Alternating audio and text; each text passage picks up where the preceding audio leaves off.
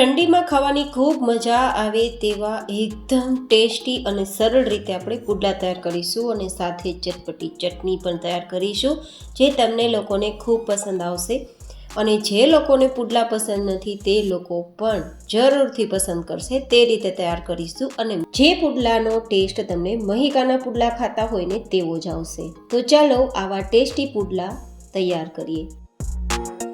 તો સૌથી પહેલાં આપણે આ પુડલા તૈયાર કરવા માટે એક વાસણમાં 2 કપ જેટલી સુધારેલી મેથીની ભાજી લેશું.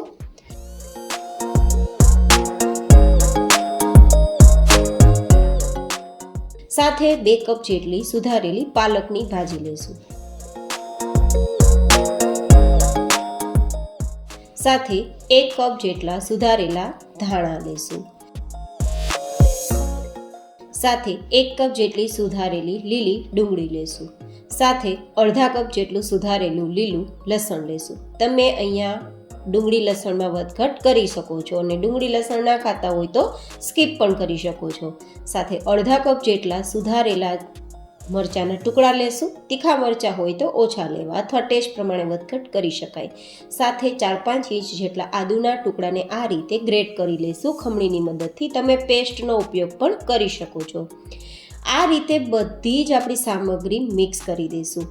અત્યારે તમે જુઓ આ આપણું આખું વાસણ લીલી શાકભાજીથી ભરાઈ ગયું છે. આપણે આ વસ્તુ જોતાં જ ખાવાનું મન થઈ જાય તેવી આપણી આજની વેરાયટી તૈયાર થશે કારણ કે આમાં વધારે પડતા લીલા શાકભાજી છે જે તમને અદ્ભુત ફાયદા કરશે. જો શિયાળા દરમિયાન તમે વીકમાં 1 થી 2 વાર આવી શાકભાજીથી ભરપૂર વેરાયટીઓ ખાઈ લીધી ને તો હું તમને ગેરંટી આપું છું કે આખા વર્ષ દરમિયાન તમે ક્યારેય બીમાર નહીં પડો. હવે આપણે બાઇન્ડિંગ માટે 2 કપ જેટલો ચણાનો લોટ ઉમેરીશું. અહીંયા લોટ કરતાં શાકભાજીનું પ્રમાણ વધારે છે. અને હવે આપણી આ વેરાયટીને વધારે સ્વાદિષ્ટ બનાવવા માટે 1 ચમચી જેટલા તીખાને અધકચરા વાટીને ઉમેરેલા છે. સાથે 1 થી 1.5 નાની ચમચી જેટલું નમક ઉમેરીશું. સાથે આપણે કલર આપવા માટે 1/4 ટીસ્પૂન જેટલો હળદર પાવડર ઉમેરીશું અને ચપટીથી 2 ચપટી જેટલી હિંગ ઉમેરીશું કારણ કે ચણાના લોટથી ઘણા લોકોને પેટમાં દુખતું હોય છે તો ના દુખે. જો કે હિંગ ના ખાતા હોય તો સ્કીપ કરી શકો છો. હવે બધી જ વસ્તુને આ રીતે પહેલાં તો મિક્સ કરશું કારણ કે આપણી બધી જ ભાજી થોડી ભીની પણ હતી અને આમ પણ લીલા શાકભાજીમાં પાણી ભરપૂર હોય છે તો પાણીનો ઉપયોગ પહેલાં ના કરવો. જો પાણી સીધું જ ઉમેરી દેશો ને તો ચણાના લોટમાં જલ્દીથી ગાંઠા પડી જતા હોવાના કારણે ગાંઠાવાળું બેટર તૈયાર થશે અને એકવાર ગાંઠા પડી ગયા ને તો પછી ગાંઠાને તોડવા મુશ્કેલ થઈ જાય છે. તો એકવાર આ રીતે લોટથી બધા શાકભાજી સાથે પહેલાં તો મિક્સ કરી દેવું અને પછી થોડું થોડું પાણી ઉમેરવાનું અને આ રીતે મિક્સ કરવાનું. જેવી રીતે આપણે ભજીયાનું બેટર બનાવતી વખતે કેવી રીતે કરતા હોય સેમ તે જ પ્રોસિજરથી આપણે એ પુડલાનું બેટર તૈયાર કરવાનું. આ રીતે કરશો ને તો એક પણ ગાંઠો તમારા લોટમાં નહીં બને. અને આમ પણ ચણાનો લોટનો ઉપયોગ જ્યારે કરો ને ત્યારે ચાળીને જ કરવો જેથી ગાંઠા નહીં પડે. અને ચાળેલો હોવા છતાં પણ ઘણીવાર ગાંઠા પડતા હોય ને તો આ જ રીત અપનાવવી. હવે આટલું આપણે પરફેક્ટ કન્સિસ્ટન્સીવાળું બેટર તૈયાર કર્યું છે. જો ચમચાની મદદથી જોઈએ ને તો નીચેની તરફ આરામથી આપણું બેટર સરી જાય છે, જતું રહે છે. મતલબ આટલું પરફેક્ટ બેટર હોવું જોઈએ, ન વધારે ઘાટું ન વધારે પાતળું. હવે આને શેકવા માટે આપણે તવાને ગરમ કરીશું. અહીંયા તમે લોખંડનો તવો પણ લઈ શકો છો અને નોનસ્ટિક તવો પણ લઈ શકો છો. જો કે મેં લોખંડનો તવો પણ નથી લીધો, નોનસ્ટિક તવો પણ નથી લીધો અને આ તવો છે ગ્રેનાઇટ તવા. આ તવાની માહિતી ઘણા બધા લોકો મને પૂછે છે કે તમારો તવો કયો છે, કેટલાનો આવ્યો છે, કેટલા ઇંચનો છે, ક્યાંથી લીધેલો છે. તો તેની લિંક હું ડિસ્ક્રિપ્શન બોક્સમાં આપી દઈશ. મેં ઓનલાઈન પરચેસ કરેલો છે અને તમારે લેવો હોય અને ડિટેલ જાણવી હોય તો નીચે ડિસ્ક્રિપ્શન બોક્સમાં લિંક આપી છે, તમે તેની માહિતી મેળવી શકો છો. જો કે આ કોઈ પેઇડ પ્રમોશન વિડીયો છે નહીં પણ તમારી માહિતી માટે મેં તમને તવા વિશે માહિતી આપી છે. હવે શું કરવાનું છે, અહીંયા 2-3 ચમચા જેટલું તમારે રેડવાનું છે આપણું બેટર અને પછી હાથની મદદથી ફેલાવવાનું છે. જો તમે હાથની મદદથી ના ફેલાવી શકો ને તો ચમચાની મદદથી પણ ફેલાવી શકો છો. પણ રેગ્યુલર પુડલા કરતાં થોડું ભરેલું રાખવાનું કારણ કે આમાં લોટ કરતાં શાકભાજીનું પ્રમાણ વધારે છે ને તો ઉથલાવવામાં થોડી તકલીફ થશે અને તૂટી પણ જશે. તો થોડું ભરેલું રાખવાનું આ રીતે. હવે અહીંયા તમે તમારી જરૂરિયાત પ્રમાણે તેલ લગાવી શકો છો. હું અડધી ચમચી તેલ લગાવું છું કારણ કે આ તવામાં વધારે તેલનો ઉપયોગ કરવો નથી પડતો. જો લોખંડનો તવો હશે તો થોડું તેલ વધારે જોશે. હવે જો સપાટી એકદમ ડ્રાય થઈ ગઈ છે અને પરિણામે કલર પણ એકદમ ડાર્ક આવી ગયો છે, ડાર્ક ગ્રીન કલર આવી ગયો છે. ઉપરની સપાટી ડ્રાય થાય ને પછી જ ફેરવવું તો આરામથી એ તમે ફેરવી શકશો. અને નીચેની તરફ પણ જુઓ કેટલી જાડી પડી છે, એકદમ સરસ. અને આપણું આ પુડલું જોતાં જ ખાવાનું મન થઈ જાય ને તેવું તૈયાર થયું છે. અને ખાવામાં પણ કેટલું સોફ્ટ છે ને તમને બતાવું. તો આ રીતે બંને સાઈડ કૂક થઈ જાય ને પછી નીચે લઈ લેવાનું.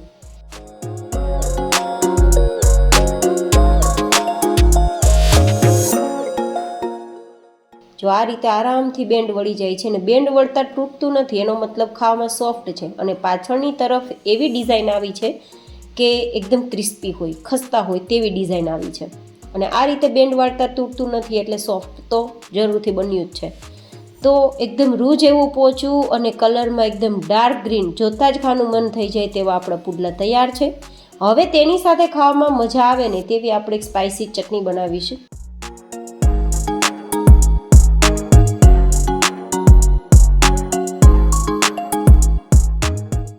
તો ચલો એ ચટણીની રેસીપી પણ જોઈ લઈએ. તો આ ચટણીનો કલર એટલો લાલ છે ને કે તમને લાગશે કે આમાં કેટલું મરચું ઉમેર્યું હશે, પણ બિલકુલ ટેન્શન ના લેતા. બિલકુલ તીખી ચટણી નહીં લાગે, કારણ કે આ ચટણી તૈયાર કરવા માટે આપણે ટમેટાનો ઉપયોગ કરીશું અને પરિણામે તેનો કલર લાલ આવશે. તો સૌથી પહેલાં આપણે પાણી ગરમ કરીશું, 1-2 ગ્લાસ જેટલું, અને તેમાં 2 નંગ જેટલા ટમેટા અને 2 નંગ જેટલી ડુંગળી આપણે ઉમેરી દઈશું. ડુંગળીને થોડા ટુકડા કરીને ઉમેરશું, ઝડપથી સોફ્ટ થાય તે માટે. અને પછી ઢાંકી દઈશું ને આ બંને વસ્તુ સોફ્ટ થાય, ટમેટાની ઉપરની છાલ નીકળવા લાગે ત્યાં સુધી આપણે સોફ્ટ કરવા માટે તેને બોઇલ કરીશું.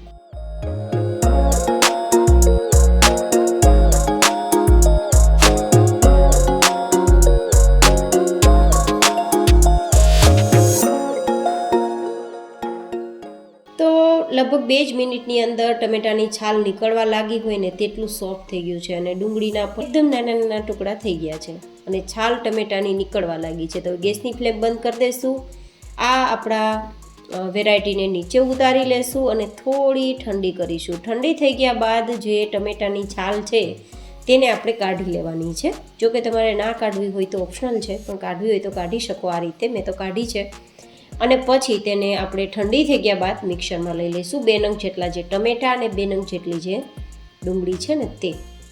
હવે આપણે આમાં બીજી કોઈ સામગ્રી નથી ઉમેરવાના, લસણ પણ નહીં, મરચું પણ નહીં, આદું પણ નહીં, કંઈ નહીં. બસ સીધું આપણે ગ્રાઇન્ડ કરી લઈશું અને એકદમ એક સરસ મજાની ગ્રેવી તૈયાર કરી લઈશું આ રીતે. તો આ ગ્રેવીને હવે આપણે ચટણી બનાવવા માટે કૂક કરવાની છે. તો 1-2 ચમચી તેલ ગરમ કરીશું. તેલ ગરમ થાય ત્યારે એમાં 1/4 ટીસ્પૂન જેટલું આપણે જીરું અને હિંગ ઉમેરીશું. અહીંયા જીરું અને હિંગ ટેસ્ટ પ્રમાણે વધઘટ કરી શકો. અને પછી આપણે આ જે ટમેટાને ડુંગળીની ગ્રેવી તૈયાર કરીને તેને ઉમેરી દઈશું અને અહીંયા અડધા લીંબુનો રસ નીચોવી દઈશું. લીંબુ નીચોવાથી આપણી ચટણી 10-15 દિવસ સુધી સ્ટોર કરવી હોય ને તો પણ કરી શકાય, ખરાબ ના થાય તે માટે. જો કે ટમેટાની ખટાશ હોય જ છે, પણ લીંબુ થોડું ઉમેરવાથી ટેસ્ટ પણ સારો આવે અને તેની સેલ્ફ લાઈફ પણ વધી જાય, કારણ કે લીંબુ છે તે પ્રિઝર્વેટિવનું જ કામ કરે છે.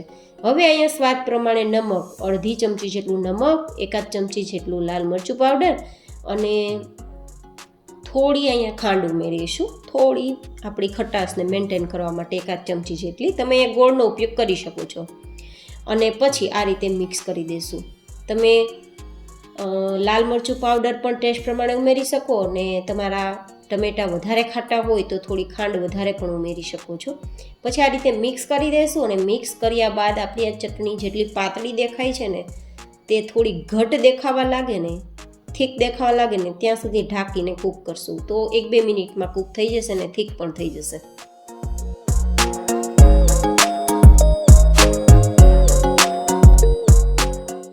તો ઉપર જો તેલ દેખાવા લાગ્યું છે. જ્યારે કોઈ પણ ગ્રેવી ઉપર કે ચટણી કે શાક ઉપર તેલ દેખાવા લાગે ને ત્યારે સમજવાનું કે એ વસ્તુ પાકી ગઈ છે, કૂક થઈ ગઈ છે. અત્યારે જે તેલ દેખાય છે ને તે ઇન્ડિકેશન આપે છે કે આપણી ચટણી તૈયાર થઈ ગઈ છે અને પહેલાં કરતાં ઘટ પણ થઈ ગઈ છે. હજુ પણ સમય જશે, ઠંડી થશે તો એ ઘટ થઈ જ જશે. તો નીચે ઉતારીને પહેલાં તો તેને ઠંડી કરી લઈશું, ગેસની ફ્લેમ બંધ કરી દઈશું અને આપણી આ ચટણીને થોડી ઠંડી થઈ ગયા બાદ સર્વ કરીશું. તમે કલર જુઓ કેટલો એટ્રેક્ટિવ આવ્યો છે. આમાં કોઈ લાલ મરચું વધારે ઉમેરેલું નથી અને આમ પણ મેં કાશ્મીરી મરચાંનો ઉપયોગ કર્યો છે ને તો એટલું તીખું નથી. પણ આમાં લાલ કલર આવવાનું કારણ ટમેટાં છે. અને આમાં લસણ, ધાણા, આદુ, મરચું કશું ઉમેર્યું નથી. માત્ર ડુંગળી અને ટમેટાથી તૈયાર થયેલ હોવા છતાં એકદમ ચટપટી આ ચટણી છે. અને આ પુડલા સાથે ખાવાની તો ખૂબ મજા આવશે. જોકે તમે આ ચટણીને 15થી 20 દિવસ સુધી સ્ટોર કરી એની ટાઈમ ખાઈ શકો તેવી ચટણી તૈયાર છે. પણ ફ્રીઝમાં રાખવી જરૂરી છે, કારણ કે ટમેટામાં પાણી હોય છે તો બગડવાના ચાન્સ રહે. તો આજની વેરાયટી કેવી લાગી મને તમારા ફીડબેક કોમેન્ટમાં જરૂર શેર કરજો. ફરી મળીશું એક નવી જ એન્ડ હેલ્ધી રેસીપી સાથે. ત્યાં સુધી stay healthy and stay happy.